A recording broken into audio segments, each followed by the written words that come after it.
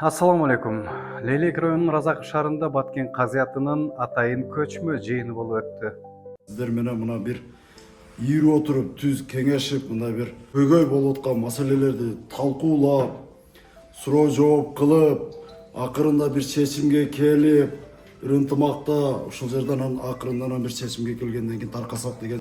Баткен облусунун мусулмандар казияты тарабынан Лейлек районунун Разак шаарында жергиликтүү бийлик өкүлдөрүнө, мектеп директорлоруна, медицина кызматкерлерине жана башка муниципалдык кызматкерлерге багытталган атайын көчмө жыйын болуп өттү.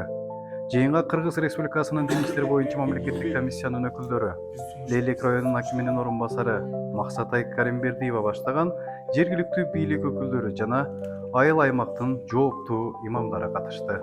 Жыйында Баткен облусунун мусулмандар казысы Нуридин Ажы Мамасабиров эмдөө маселесине кенен токтолуп өттү. Прививка маселесине келгенде баштап динибиз тескерисинче уруксат берип атат. Буга мындай бир фатва чыкты алымдар кеңешинен. Ошол туура баягы кээ бир адамдар айтып атат, ошол прививканын эмдөөнүн курамында жанагы арам болгон зат болсо аны биз албайбыз. Аны туура пайгамбарыбызда хадисте да келет. Арам нерселер менен дарыланбагыла деген хадис бар. Маселе жок. Бирок докторлор, врачтар мында арам деген нерсе жок десе, болду, ошол эженин, ошол врачтын сөзү бизге далил.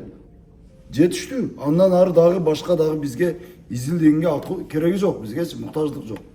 Бул иш-чарада эмдөөдөн сырткары дин тутуу эркиндиги жана диний бирикмелер жөнүндөгү жаңы мыйзам, үй бүлөдөгү зордук, зомбулук, тазалык иштери, никап, баранжа маселесинин шариаттык өкүмү, адам сатуунун кесепеттери жана күнөөлөрү жана башка темаларда талкуу болуп, баяндамалар жасалды.